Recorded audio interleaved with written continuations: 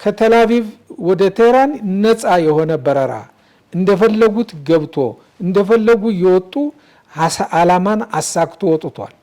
በእነዚህ ሚሳኤሎች ውስጥ ኒውክሌር ቦምብ ቢኖርባቸው ኖሮ እስራኤልን እንዴት በአንድ ጊዜ ሁሉን የሚያጠፋ ሁኔታ ነው ማለት ነው። ፎርሙላቸውም ሆነ ፕሮግራማቸው ሁሉ ወድሟል። ወደ እስራኤልም ተወስዷል፣ ተቃጥሏልም ወድሟልም። እስራኤል መንግስት፣ የአሜሪካን መንግስት በተለይም የአሜሪካን ፕሬዚዳንት ዶናልድ ትራምፕን እናመሰግናለን። አላክሳም ቢሆን እስላሞች የሚጸልዩበት ቦታ ነው። ያን ተጠብቆ ነው ያለው።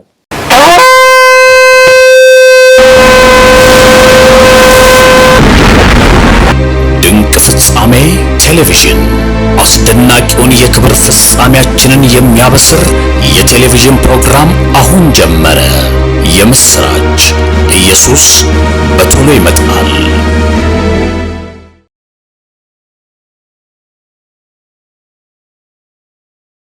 ፍጻሜ ቲዩብ የምትከታተሉን ቤተሰቦቻችን እንደምሰነበታችሁ። እኔ ወንድማቸው አገልጋይ ያሬድ ነኝ። ዛሬ የምገኘው እስራኤል ኤምባሲ ነው።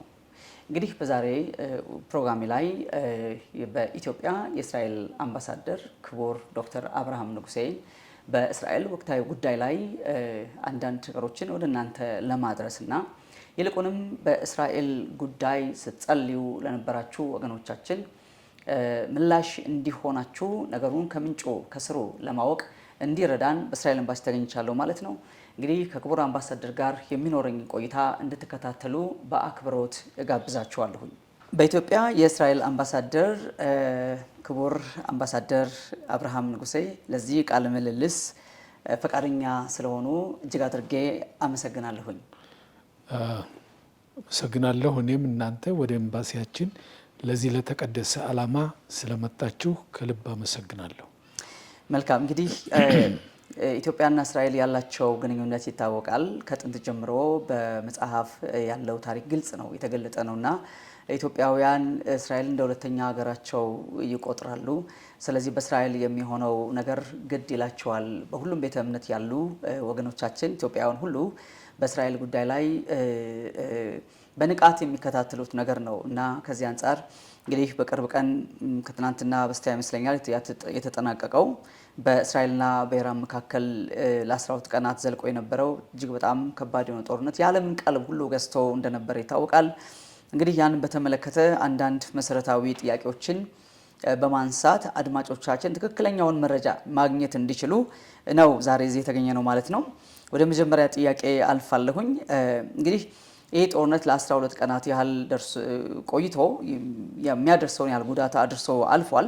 ምናልባት ኦክቶበር 7 ከተከሰተው ጦርነት ጋራ በቀጥታ ይገናኛል ማለት ይቻላል ወይ የሚል የመጀመሪያ ጥያቄ አምባሳደር። አዎ፣ በመጀመሪያ ደረጃ በእውነት ለአድማጮች ለተመልካቾች ለእስራኤል ያላችሁን ድጋፍና በድጋፋችሁም በጸሎታችሁም እስራኤልን ስለምትደግፉ በእስራኤል ሕዝብና በእስራኤል መንግስት ስም ከልብ አመሰግናለሁ። ጥያቄውን በተመለከተ ጥቅምት 7 ቀን የተደረገው በጣም ከሆሎካስት ወይም ደግሞ ናዚ ጀርመኒ ይሁዳውያንን በአውሮፓ ከጨፈጨፈው በኋላ ከዚያ ቀጥሎ በእስራኤል ታሪክ ውስጥ የተፈጸመው አሰቃቂ ጭፍጨፋ ኦክቶበር ወይም ደግሞ ጥቅምት 7 ቀን 2023 ነው። ይሄ ሁኔታ እንዴት ሊሆን ቻለ?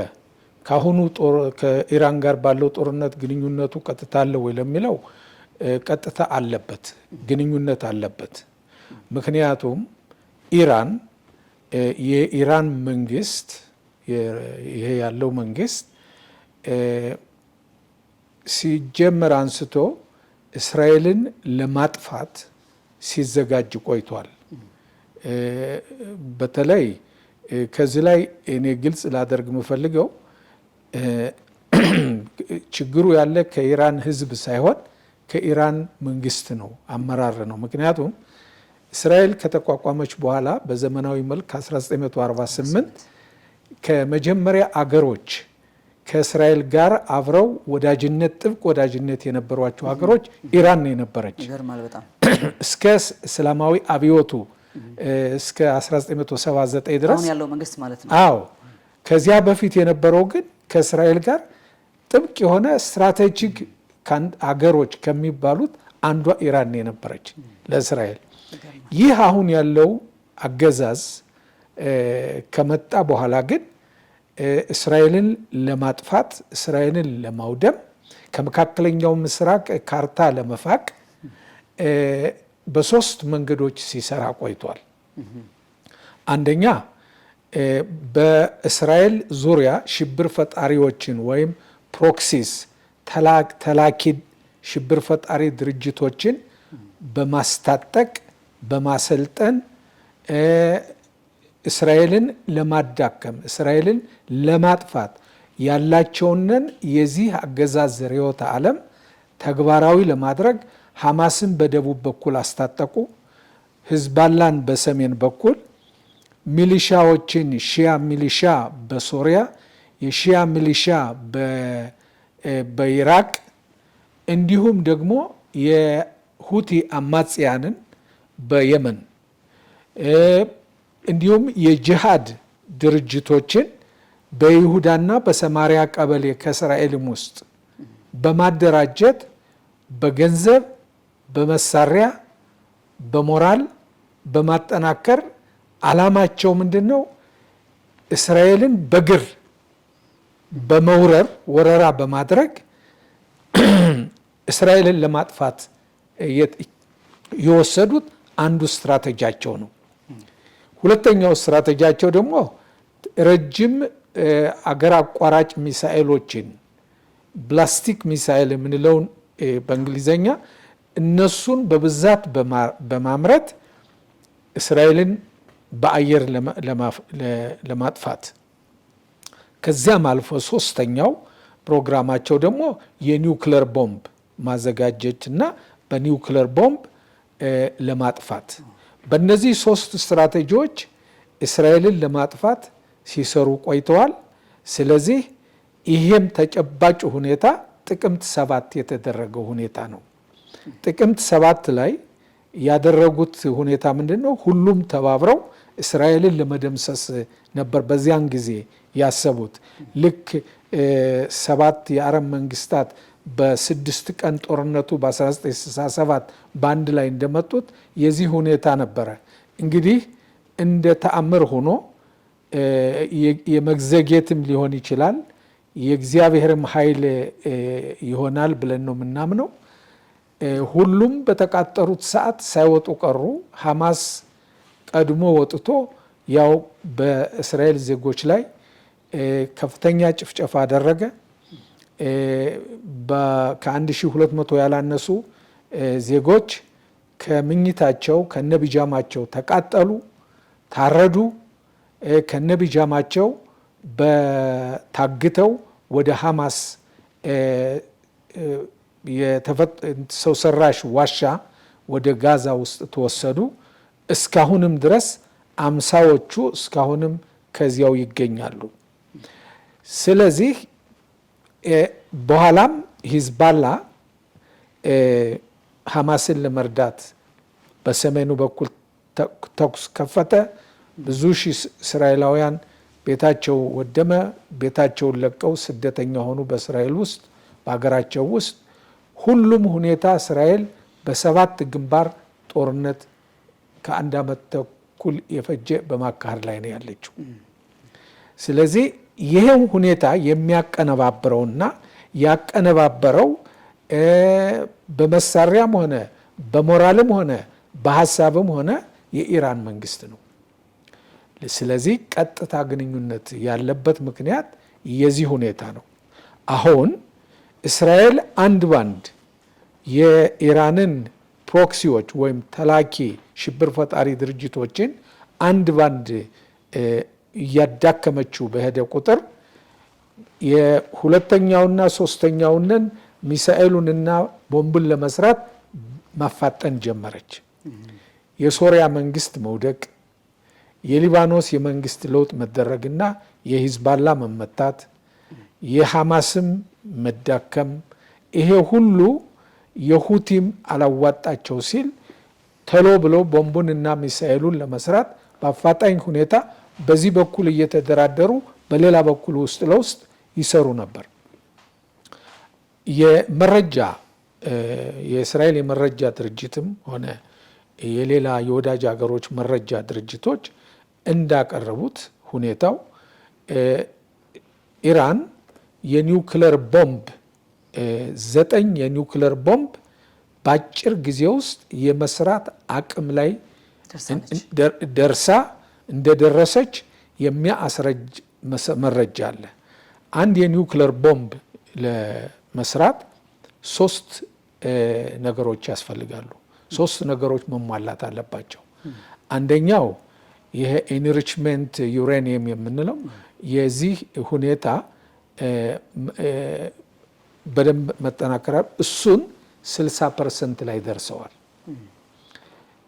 ቦምቡን ለመስራት 90% ነው። 90% ከደረሰ በኋላ ማንም ሊያቆማቸው አይችልም። ቦምብ መስራት የሚቻልበት ሁኔታ ነው።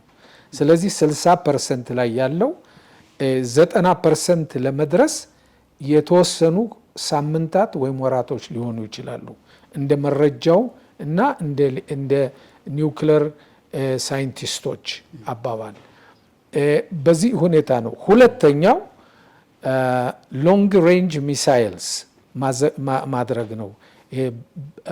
ባሊስቲክ ሚሳይልስ ይሄን ደግሞ ምክንያቱም ቦምቡን በዚህ አድርገው ነው መላክ የሚችሉት።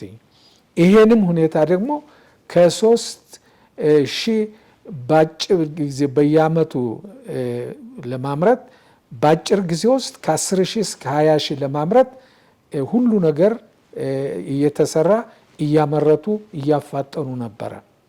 ሶስተኛው የሚያስፈልገው ደግሞ ኤክስፕሎሲቭ ሜካኒዝም የሚባለው የሚፈነዱ ነገሮችን በቦምብ ውስጥ የሚገቡትን የመፈንዳት ጠባይ ያላቸውን ሜካኒዝም ሁሉ አዘጋጅተው አጠናቀዋል። ስለዚህ እነዚህን ነገሮች ስላጠናቀቁና እዚህ ደረጃ ላይ ስለደረሱ ይሄም ደግሞ በመረጃ የተረጋገጠ ስለሆነ ጊዜ የሚሰጠው አይደለም። በዚህ ምክንያት እስራኤል ቀጥታ መምታት አስፈላጊ መሆኑን ስለታመነበት ያው በ12 ሌሊት ሰኔ 12 ሌሊት መንግስታችን ወስኖ መከላከያ ኃይላችን በፕሮግራም መሰረት ቦታዎችን በመለየት መደብደብና ማደምሰስ ጀመረ። ምክንያቱም እነዚህ ቀደም ብዬ የጠቀስኳቸው እነዚህ የተላኪ ድርጅቶች ብዙ ፕሮክሲዎች ፕሮክሲስ የምንላቸው እነዚህ ሁኔታዎች እየተዳከሙ መምጣቱን ተረድተዋል። ባለፈው በአመትም ሚያዝያ ወር ላይ ወደ 500 ሚሳኤሎችን ልከው አልተሳካላቸውም። ስለዚህ ያላቸው ሁኔታ ኒውክሌር ቦምብ እንትን ብሎ ማጥፋት ነው። ይሄን ነበረ ያፋጠኑት እና በቀጥታ ጥያቄውን ለመመለስ ያህል ግንኙነት አለው። ግንኙነቱም በተጨባጭ ሁኔታ እያየነው ነው። በጣም ነው የሚገርመው በእውነት ሰው በዚህ ልክ እና በዚህ ደረጃ ነገሩን ይረዳዋል ብሎ ማሰብ ክቡር አምባሳደር በጣም ከባድ ነው። ሰው አያውቀውም። በዚህ ልክ ኢራን የሄደችበትን ርቀት ብዙ ሰው አያውቀውም። ሚዲያም ላይ በዚህ ልክ በዚህ ደረጃ ጠልቆ አይወራም እና ምን ያህል ነገሩ አደገኛ እንደሆነ ያስታውቃል። ይሄ አስፈሪ ነገር ነው በጣም። ታዲያ ምንድን ነው አሁን እንግዲህ ኢራን በዚህ ልክ እስራኤል ለማጥፋት የምትነሳበት ዋነኛ ምክንያቷ ምንድን ነው ልንል እንችላለን? በመሰረቱ ምክንያቱ ይሄ ነው ለማለት በእኛ በኩል ያስቸግራል። ምናልባት ለነሱ ምክንያታቸውን መልሱን እነሱ ያውቁ ይሆናል። በእኛ በኩል ግን ኢራን ለምንድን ነው ይሄንን ለእስራኤልን ለማጥፋት በእስራኤል መንግስት ውስጥ ከ10 ሚሊዮን በላይ የሆኑ ዜጎቹ አሉ። ስለዚህ ይሄን ለማጥፋት ኢራን ይሄን ያህል ብዙ ዓመት የተዘጋጀችበት ብዙ ዓመት እንግዲህ ፈክረዋል፣ በየጊዜው ይፈክራሉ። የኢራኑ መሪ በ2015 ያለው ምንድን ነው? እስራኤልን በቅርብ ጊዜ እናጠፋታለን በማለት ቴህራን ላይ ሰዓት ወደ ኋላ የሚቆጥር ሰዓት አቁመው የእስራኤል የምትወድምበት ቀንና ሰዓት አሁን መከላከያ ኃይላችን አፍርሶታል። ያንን ሰዓት ያንን የቆመ ሰዓት ግን ይሄን የመሰለ ነገር ያደረጉበት ምንድን ነው? እኔ በመሰረቱ በእውነቱ ይሄ ሰይጣናዊ ስራ ነው።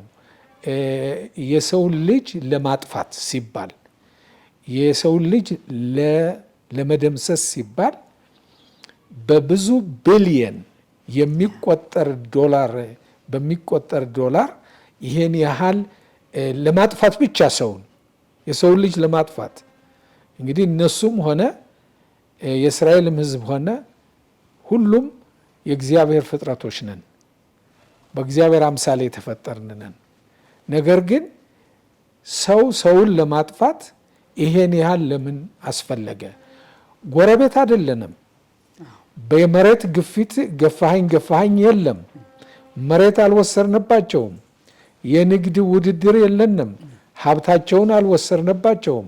ከ2000 ኪሎ ሜትር ርቀት ያሉን አገሮች ሌሎችን አገሮች አቋርጦ ይሄን ያህል ለማጥፋት የተነሱበት ምክንያታቸውን እነሱ ይናገሩ። እኛ ግን ይሄ ነው የምንለው ነገር የለም።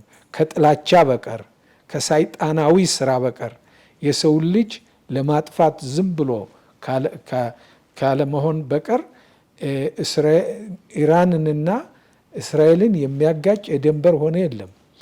ቀደም ብዬ ተናግር ያለው ይህ አገዛዝ ሳይመጣ ጥብቅ ወዳጆች ነው የነበሩ። አዎ። ስለዚህ ይህ አገዛዝ ሲመጣ ግን አሁን ያለው አገዛዝ ግን እስራኤልን ማጥፋት አለብን የሚል ርዕዮተ ዓለም ይዞ ተነሳ። ምናልባት እንግዲህ አምባሳደር ነገሩን በደንብ ለማብራራት ለምሳሌ ጥቅምት 7 ሐማስ ይህን ጦርነት ሲያነሳ የአላቅሳ ማዕበል የሚል ስም ነው የሰጠው። የአላቅሳ ማዕበል ያለው ከመቅደሱ ጋር ተያይዞ ነው። ይሄ የሐማስ ብቻ ኢንቴንሽን ፍላጎት ነው ወይስ የኢራንም ጭምር ነው? አላቅሳን ልናጣው እንችላለን የሚል ስጋት አለባቸው ብለን ማለት እንችላለን? እንግዲህ ይሄ ሁኔታ የሃይማኖት ጦርነት ነው ልንለው አንችልም። የሃይማኖት ጦርነት አይደለም። ምክንያቱም እስራኤል እንደሚታወቀው ሁሉ የሶስቱም ሃይማኖት መነሻ ናት። የጁዳይዝም፣ የክርስቲያን፣ የእስላም። ስለዚህ የሶስቱም ሃይማኖት መነሻ እንደመሆኗ መጠን እስራኤልም ደግሞ ዲሞክራሲ እንደመሆኗ መጠን የሁሉንም ሃይማኖት መብት እና የሃይማኖት ቅዱስ ቦታዎችን ጠብቃ የምትኖር አገር ናት። ማንኛውም በአመነበት መንገድ ፈጣሪውን እንዲያመልክ ነፃነት የምትሰጥ አገር ናት። እስላምም ሆነ አላክሳም ቢሆን እስላሞች የሚጸልዩበት ቦታ ነው። ያን ተጠብቆ ነው ያለው። ስለዚህ ይሄ ሁኔታ በዚህ ሁኔታ ተነስተው ሐማስ ይሄን ሁኔታ ቢያደርጉም በእስራኤል በኩል የሃይማኖት ጦርነት ነው ብለን አናምንም። ይሄ ከጥላቻ የተነሳ ምናልባትም ደግሞ ከፖለቲካ የተነሳ ወይም ደግሞ ኃይልንም በተመለከተ ሁኔታ የሚነሳሱ ክፍሎች፣ ሽብር ፈጣሪዎች እንግዲህ በዓለም ላይ ሰላም እንዳይኖር የሰው ልጆች የሰላም አየር እየተነፈሱ ተባብረው ብልጽግናን፣ እድገትን ይህንን እንዳያደርጉ ኢራን የበላይነቱን ይዛ የበላይነቱን በመያዝ ሽብር ፈጣሪዎችን እስከ አፍሪካ ቀንድ ድረስ የምታደራጅ ሀገር ናት። ስለዚህ ይሄ ሁኔታ ሐማስን በዚህ ኦሪየንቴሽን በዚህ ርዕዮተ ዓለም አብሮ ይሄንን ርዕዮተ ዓለም እንዲፈጽም እነ ሂዝቦላም ሆነ እነ ሐማስ የተደራጁበት ሁኔታ ስለሆነ በኢራን ርዕዮተ ዓለም መሰረት እስራኤልን ለማጥፋት አላክሳ የሚበሉት የፈለገውን ስም ይስጡት፣ ዋናው ግን ድርጊታቸው ጥፋት ነው፣ ሰውን ለማጥፋት ነው።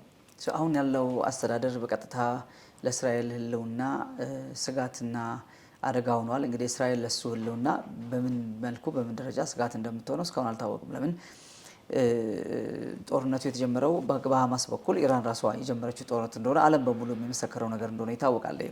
ስለዚህ ይህ ጦርነት ለእስራኤል የህልውና ጦርነት ነበር በትክክል። ምክንያቱም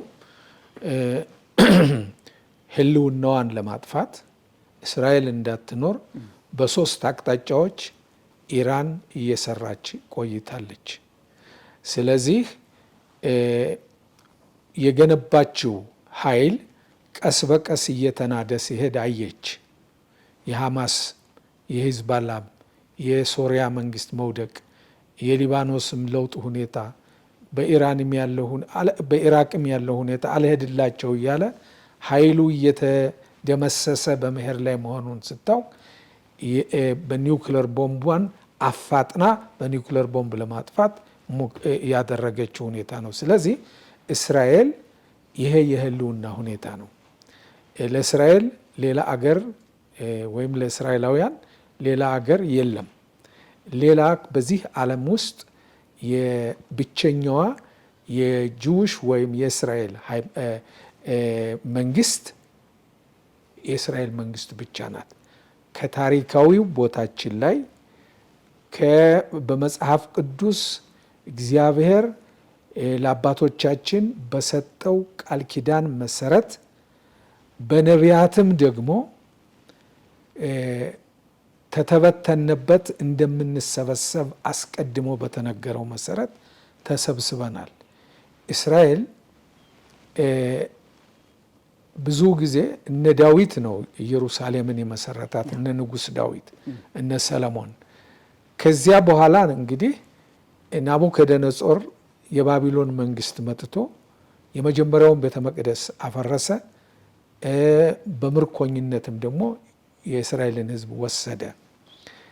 ከዚያም የፋሪስ መንግስት፣ ከፋሪስ መንግስት በኋላም የግሪክ መንግስት፣ ከግሪክ መንግስት የሮማውያን፣ ከሮማውያን የቱርክ፣ ከቱርክ የእንግሊዝ ነው። እንግዲህ ይሄ ሁሉ ከ2000 ዓመት በላይ የእስራኤል ልጆች በስደት ላይ በአራቱም ማዕዘን ተበተን። በ1948 እንደገና ትንቢተ ሕዝቅኤል ምዕራፍ 34 ላይ ምንድን ነው የሚለው? ከተሰደዳችሁበት ካላችሁበት ከህዝብ መካከል ከየሀገሩም እሰበስባችኋለሁ፣ ወደ ገዛ አገራችሁም እመልሳችኋለሁ። ኢሳያስም እንደዚህው፣ ትንቢተ ኤርምያስም እንደዚህው በነቢያት ላይ ተጽፎ ያለው የእግዚአብሔር ፈቃዱ ሆኖ ስለተፈጸመ ከ100 አገር በላይ ከኢትዮጵያም ጭምርት እነሆ የእስራኤል ልጆች ሁሉ ወደዚያ ተሰበሰብን። ኢሳያስ ምዕራፍ 11 ቁጥር 11 12 ላይ የሚለው እግዚአብሔርም ከአራቱ ማዕዘን ይሰበስባል ከኩሽም የሚለው ከዚህ ውስጥ ኢትዮጵያን በመጽሐፍ ቅዱስ ኩሽ የሚል ስም እንዳላት ሁላችን እናውቃለን። እና እዚያ ላይም ደግሞ ትንቢቱ ይታያል። ሶፎንያስ ምዕራፍ 3 ቁጥር 10 ላይ ከኢትዮጵያ ወንዞች ማዶም ልጆቼ መባይን ይዘውልኝ ይመጣሉ ይላል። እነዚህ ሁሉ የእግዚአብሔር ቃል ሆኖ የነቢያት ቃል ሆኖ አራቱም ማዕዘን ተሰበሰበ።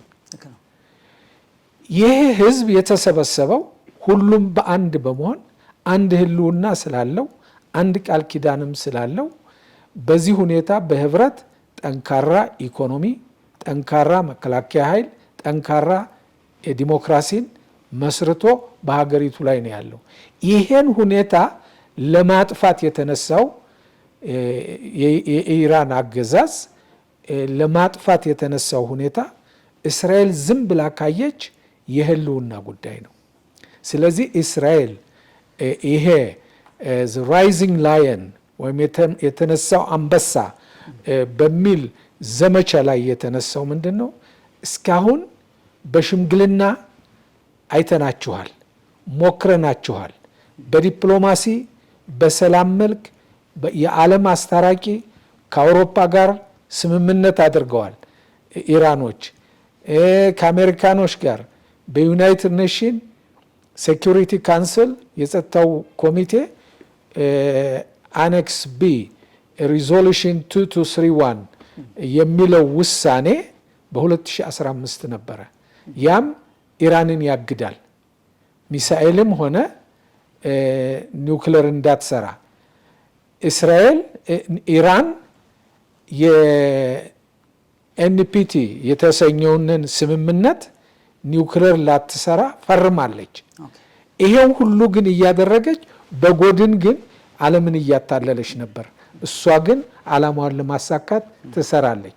የእስራኤልም ሆነ የሌላ የወዳጅ ሀገሮችም የመረጃ ድርጅቶች ሁኔታውንን በተጨባጭ ስላገኙ እስራኤልም ደግሞ ይሄንን ሁኔታ ካላጠፋች የመቀደም ሁኔታን ስለሚያመጣና ህልውናዋን የሚያሰጋ የህልውና ጉዳይ ስለሆነ ያው መከላከያ ኃይላችን መንግስታችን ወስኖ በ12 ቀን ውስጥ እነዚህን ለህልውናችን የሚያሰጉትን መሳሪያዎችም ሆነ የማምረቻ ቦታዎችን እንዲሁም ደግሞ የጦር አዛዦችን በተጨማሪም ደግሞ የኒውክሌር ሳይንቲስቶችን ይህን ሁሉ መቅደምና ማውደም ተችሏል። እስራኤል ዓላማዋን ፕሮግራሟን አሳክታለች። ከዚህ በኋላ ያለው ሁኔታ እንግዲህ ኢራን እንደገና ቀጥላለሁ ካለች ከዚህ የበለጠ ምት እንደሚደርስባት የእስራኤል መሪዎች ደጋግመው ተናግረዋል። አሁን ግን አሜሪካኖች ባቀረቡት ሀሳብ መሰረት ዓላማችሁን ግባ ካደረጋችሁ ከዚህ በኋላ ጦርነቱ መቆም አለበት ተባለ። እስራኤል ስራዬን ጨርሻለሁ አለች። ኢራንም ጉዳዩን ተቀበለች። አሁን የተኩስ አቁም ስምምነት ላይ በአሜሪካ በኩል ነው፣ ቀጥታ ከኢራን ጋር የለንም። ስለዚህ አሜሪካ በሁለታችን መካከል ላይ ሆኖ ስምምነቱን አድርጓል። እዚህ ላይ አሜሪካን መንግስት ልናመሰግን ይገባል። እስራኤል መንግስት፣ የአሜሪካን መንግስት፣ በተለይም የአሜሪካን ፕሬዚዳንት ዶናልድ ትራምፕን እናመሰግናለን። ምክንያቱም የአሜሪካ ለዚህ ሁኔታ ላይ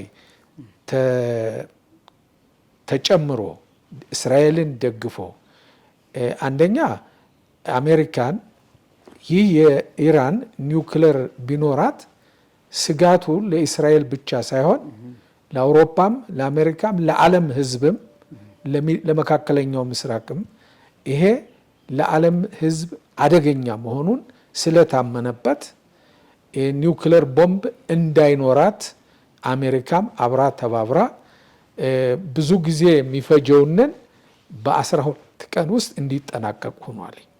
ስለዚህ ሶስቱን ቦታዎች አሜሪካ ከእስራኤል በተጨማሪነት ስለረዳች ጦርነቱ በ12 ቀን ውስጥ ሊጠናቀቅ ችሏል ስራው።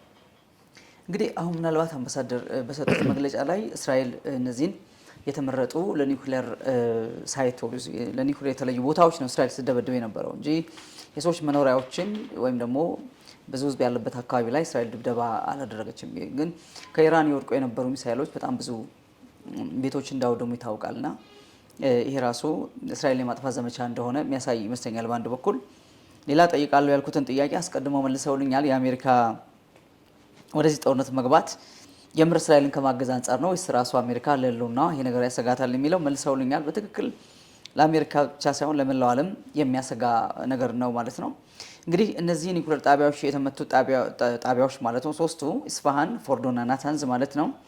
የእነዚህን ጉዳት እንዴት መግለጽ ይቻላል? ማለት እነዚህ ወደ እንደገና ኒውክሌር ወደ ማምረት ሊመለሱ ይችላሉ? አይችሉም? ምን ያህል ጊዜ ይፈጅባቸዋል? ይሄ የሚታወቅ ነገር አለ? እንግዲህ በመሰረቱ ቅድም ከጠቀስከው ላይ በኢራን እና በእስራኤል ያለ በዚህ ጦርነት ላይ ልዩነቱ ምንድን ነው? እስራኤል ያነጣጠረችው የወታደራዊ እነዚህ ኒውክሌር እና ሚሳኤል የሚያመርቱባቸውን ቦታዎች በተመለከተና ወታደራዊ መዋቅር ያላቸውን ሁኔታ ነው። እንደዚሁም ደግሞ የኒውክሌር ቦምብ በመስራት ልዩ ችሎታ ባላቸው ሳይንቲስቶችም ላይ ይሄ ነው ያነጣጠረችው እንጂ በሲቪሊያን ወይም በህዝቦች ላይ በዚህ ሁኔታ ላይ ተሳትፎ የሌላቸውን አላነጣጠረችም። በመከላከያ ኃይላችን ሆነ በመረጃ ሰብሳቢ ድርጅቶቻችን፣ በብሔራዊ ድርጅቶች በመረጃም በተመለከተ እንደነ ሞሳድ ሌሎችንም በተመለከተ እምነት አለኝ። ምክንያቱም ይሄን ሁኔታዎችን ተከታትለው ለህይወታቸው ሳይፈሩ ተከታትለው መረጃውን ያቀረቡ እነዚህ ናቸው። አሁንም እነሱ ስራው ተሰርቷል፣ ወድሟል ብለው እነሱ አስፈላጊውን መረጃ ሰጥተዋል። መንግስታችንም ይሄን አምኖበታል። ስለዚህ እንደገና ሊሰሩ ይችላሉ ወይ የሚለው ይሆናል። ሊሰሩ ይችሉ ይሆናል፣ ግን ብዙ አመት ይወስድባቸዋል። ምክንያቱም ይሄ ፎርሙላቸውም ሆነ ፕሮግራማቸው ሁሉ ወድሟል። ወደ እስራኤልም ተወስዷል፣ ተቃጥሏልም፣ ወድሟልም። ሳይንቲስቶቻቸውም በዚህ ሁኔታ ላይ ልዩ ችሎታ ያላቸው በዚህ ዓለም ውስጥ የሉም። ስለዚህ እንደገና የሰሩት ብዙ አመት የገነቡት በብዙ ቢሊየን ዶላር የገነቡት ማምረቻ ፋብሪካዎችም ሆነ መሳሪያዎች በሙሉ ወድመዋል። ይሄን እንደገና አዲስ ፕሮግራም አድርገው ይሞክሩ ይሆናል፣ ያደርጉ ይሆናል። አያደርጉም ማለት አይችልም። ጊዜ ይወስድባቸዋል። አዎ፣ ግን ጊዜ ይወስድባቸዋል። እንደ ኒውክሌር ሳይንቲስቶች፣ እንደ ወታደራዊ ችሎታዎች፣ እንደ መረጃ ክፍሎች እንደሚሉት ብዙ አመት ይፈጅባቸዋል እንደገና። ከዚያም በላይ ደግሞ ጠቅላይ ሚኒስትራችንም እንደተናገሩት እንደገና ለመስራት አሁንም ቢሆን የሚያንሰራሩና የሚጀምሩ ከሆነ እየተከታተልን እናጠፋለን ብለዋል፣ እንደመስሳለን ብለዋል። አሜሪካኖች ደግሞ እዚያ በፊት በስምምነት እንዳይሰሩ እናደርጋለን የሚል ሁኔታ አለ። ይህን እንግዲህ በወደፊቱ በሂደት የምናየው ሁኔታ ነው። እስራኤል ግን ይሄ የመኖርና ያለመኖር ጥያቄ ስለሆነ የህልውና ጉዳይ ስለሆነ ምንጊዜም ቢሆን እየተከታተለች ማጥፋቷና ማክሸፏን አትተው። ምክንያቱም የህልውና ጉዳይ ነው። ክቡራን ተመልካቾቻችን ከክቡር አምባሳደር አብርሃም ንጉሴ ጋር ያለን ቆይታ ይቀጥላል። በእርግጠኛነት በእስራኤልና በኢራን መካከል 12 ቀናት የዘለቀው እጅግ በጣም ለዓለም መነጋገሪያ ሆኖ የዓለምን ትኩረት በሙሉ የያዘው ይህ ጦርነት ምን አይነት ጉዳት አስከትሏል፣ ደግሞ እስራኤል እንደ ሀገር ምን አይነት ጥቅም ከዚህ ከተከፈተው ከዚህ ጦርነት ምንድን ነው እስራኤል ያገኘችው የሚለውን ነገር ወደ እናንተ ለማድረስ ነው እዚህ የተገኘ ነው። አሁንም ቀሪ ውይይታችን እንድትከታተሉ በአክብሮት እንጋብዛለን። ምክንያቱም ይህ እጅግ በጣም ወሳኝና ቁልፍ ነገር ስለሆነ እስራኤል ለሚወዱ እስራኤል ላይ እግዚአብሔር አሁንም የተለየ ፕሮግራም አለ ብለው ለሚያምኑ ወገኖቻችን በሙሉ ይህ እጅግ በጣም አስፈላጊ ነው። በሚዲያዎች ላይ የተለያዩ የተዛቡ ልክ ያልሆኑ መረጃዎች እንደሚተላለፉ እናውቃለን። ምንጩ ላይ የመጣ ነው ትክክለኛውን መረጃ ማግኘት እንድትችሉ ነው ማለት ነው። እንግዲህ ክቡር አምባሳደር የአሜሪካው ፕሬዚዳንት ዶናልድ ትራምፕ ወደ 6 ሳምንት የሚዘልቅ ውይይት ከኢራን ጋር ለማድረግ ሞክረዋል። ነገር ግን ያ ባለመሳካቱ ይመስለኛል አሜሪካ በቀጥታ ወደ ጦርነቱ የገባችው ማለት ነው። እነዚህን በኢስፋን በፎርዶና ናታንዝ ያሉ የኒውክሌር ማብለያዎችን የመታችው ለዛ ይመስለኛል ዶናልድ ትራምፕ ይህን ውሳኔ የወሰኑት። ነገር ግን የኒውክሌር ንጥረ ነገሮቹን አስቀድመው አሸሽተዋል የሚባል ነገር አለ። ይሄ ምን ያህል እውነት ነው? እንግዲህ በመሰረቱ ይህ የኒውክለር እንትን መኖሩን የዓለም መሪዎችም ያረጋገጡት ሁኔታ ነው። ዶናልድ ትራምፕም ሆነ የአውሮፓ መሪዎች፣ የጀርመን መሪ እስራኤል አሁን የምትሰራው የምታደርገው ለእኛ ሁሉ ነው፣ እኛን ሁሉ የሚያድን ነው። እንግሊዞችም ሆነ ሌሎችም ሀገሮች ይሄንን ሁኔታ የደገፉት ሂደት ነው። አሁን ምናልባት አሸሽታ ይሆናል ወደ ሌላ ሀገርም ወስዳ ደብቃ ሊሆን ይችላል፣ እዚያው ኢራንም ውስጥም ደብቃ ይሆናል የሚባሉ ብዙ ነገሮች ይናፈሳሉ። ይሄ ሁኔታ እንግዲህ እኛ ቀደም ብዬ እንደጠቀስኩት የመረጃ ድርጅቶቻችን ይሄንን ስራ በቅርብ የሚከታተሉና የመከታተልም አቅምም ሆነ ችሎታ ያላቸው ናቸው። አይሆንም ማለት አይቻልም፣ ይሆናልም ለማለት ደግሞ መረጃ ያስፈልጋል። አሁን ያለው ሁኔታ ግምት ነው። እስካሁን ድረስ የተሸሸጉባቸው ቦታዎች ተመተዋል። ያሸሹባቸውንም ቦታዎች ሁሉ ተመተዋል። እንግዲህ 12 ቀን ሙሉ ሌት ተቀን በብዙ አውሮፕላን ከ200 ከ150 60 የሆነ ይሄን ያህል 12 ቀን ሙሉ ሌት ተቀን የተደረገው ድብደባ እነዚህን ቦታዎች እየፈለጉ ነው። እነዚህን ቦታ አሉ ከተባለው ነው። ስለዚህ በአሁኑ ደረጃ ላይ ባለው የወታደራዊ መረጃ ሁሉም ቦታዎች የተደበቁባቸውም ያሸሹባቸውም ቦታዎች ሁሉ ከነ ሳይንቲስቶቻቸው ተመተዋል። ስለዚህ ምናልባት ሌላ ሊኖር ይችላል የሚል ግምት ነው ያለው። ይህም ካለ የመረጃ ክፍሎች ስራቸውን እንዲሁም ያቋርጡ አይደለም። አሁን በ12 ቀን መተናል ተብሎ ቁጭ የሚባል ነገር አይደለም። ወታደራዊ ጥቃቱ አቁሟል፣ ግን የመረጃ ድርጅቶች ስራቸውን አያቆሙም። መከታተል ግዴታ ነው። ምክንያቱም ይሄ የህልውና ጉዳይ ነው። የምጣኔ ሀብት አይደለም፣ የድንበር አይደለም፣ የህልውና ጉዳይ ነው። እነ ኢራን ከኒውክለር ቦምብ ላይ ከደረሰች የእስራኤል ህልውና የለም። ሚሳኤሎች እኮ ኢራን የወረወሯቸው ሚሳኤሎች ምን ያህል ጉዳት እንዳደረሱ አይተናል። በእነዚህ ሚሳኤሎች ውስጥ ኒውክለር ቦምብ ቢኖርባቸው ኖሮ እስራኤልን እንዴት በአንድ ጊዜ ሁሉን የሚያጠፋ ሁኔታ ነው ማለት ነው። ከባድ ነው በጣም። በእነዚህ ሚሳኤሎች ውስጥ ኒውክለር አዝለው ቢመጡ ኑሮ እንግዲህ የነሱ ዓላማ ይሄ ነው የነበረው። ያኔ ኒውክለር ቦምብ በሚሳኤሉ ውስጥ አድርጎ ወደ እስራኤል መላክ ነው እና እስራኤል ላይ እንዲፈነዳና እስራኤል እንድትጠፋ ነው እሱን ያደረጉ። ስለዚህ አያደርጉም ማለት አይቻልም። በተግባር አይተነዋል። ያለምንም መሬት ግፊት ያለምንም ጥቅም ሳንወስድባቸው ዝም ብለው ሚሳኤልን ብቻ በመስደድ ብዙ ጉዳትን አደርሰዋል።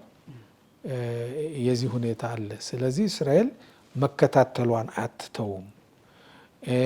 እነሱ የትም ይደብቁ የትም የደበቁትን ለማግኘት ጥረት ከማድረግ ወደ ኋላ አይቀርም። መልካም አምባሳደር፣ እንግዲህ የእስራኤል ጠቅላይ ሚኒስትር ቤንጃሚን ኔታንያሁ እስራኤል ግቧን አሳክታለች ብለዋል። እርሶም አሁን አረጋግጠዋል። ግን በሁለቱም በኩል አሸናፊነት እየታወጀ ነው። ኢራኖችም ጋር እንደዚህ አይነት ነገር ይሰማል። እንግዲህ ከዚህ ሁሉ ድብደባ በኋላ ከዚህ ሁሉ ኪሳራ በኋላ ከዚህ ሁሉ እንትን በኋላ እንደገና አሸንፈናል የሚል አይነት ስሜቶች እንግዲህ በምን ሊገለጽ እንደሚችል አላውቅም። ይሄ እንዴት ይታያል? ማን ነው ያሸነፈው? ማን ነው ያተረፈው? ይሄ የጉራ ጦርነት አይደለም። ይሄ የህልውና ጉዳይ ነው። ስለዚህ እስራኤል አሸንፋ በአሸናፊነት አድናቆትን ለማግኘት ወይም ሽልማትን ለማግኘት ወይም የወታደር የበላይነትን ለማግኘት አይደለም ይሄን ጦርነት የጀመረችው እስራኤል።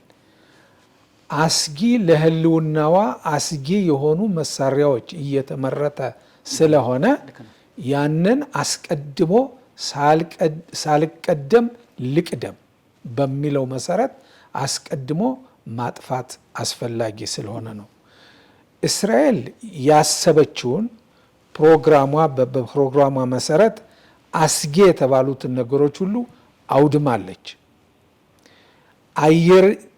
የአየር የኢራንን አየሬን ማንም አይጥሳትም ብላ ስትፈክር የነበረውን የእስራኤል አየር እንደ ልቡ በነፃ በበላይነት ተቆጣጥሮ እየፈለገ የጦር ጄኔራሎችንም ሆነ የኒውክሌር አዋቂዎችን በየመስኮታቸው በየቤታቸው ይሄ ሁሉ ሲሆን እንግዲህ እስራኤል የአየር መከላከያቸውን አውድመው የእስራኤል የአየር ኃይል ኢራንን በሙሉ የአየር እንትኗን ተቆጣጠረ። ከተላቪቭ ወደ ቴህራን ነፃ የሆነ በረራ እንደፈለጉት ገብቶ እንደፈለጉ እየወጡ አላማን አሳክቶ ወጥቷል። ከዚህ በኋላ እንግዲህ አሸናፊ ነን ቢሉ ምን ዋጋ አለው? ማን ነው አሸናፊነቱ? እኛ ለማሸነፍ እና ለክብር አይደለም፣ ለህልውና ነው። ያን አላማው ተሳክቷል። ያን ነው እንግዲህ ዋናው ውጤቱ ነው መታየት ያለበት እንጂ በሚዲያ ወጥቶ አሸንፈናል ማለቱ አይደለም መፍትሄው። ክቡር አምባሳደር አመሰግናለሁ። የመጨረሻ ጥያቄ የማደርገው ቅድም ሕዝቅኤል 34ን ጠቅሰው ላይ ነበር።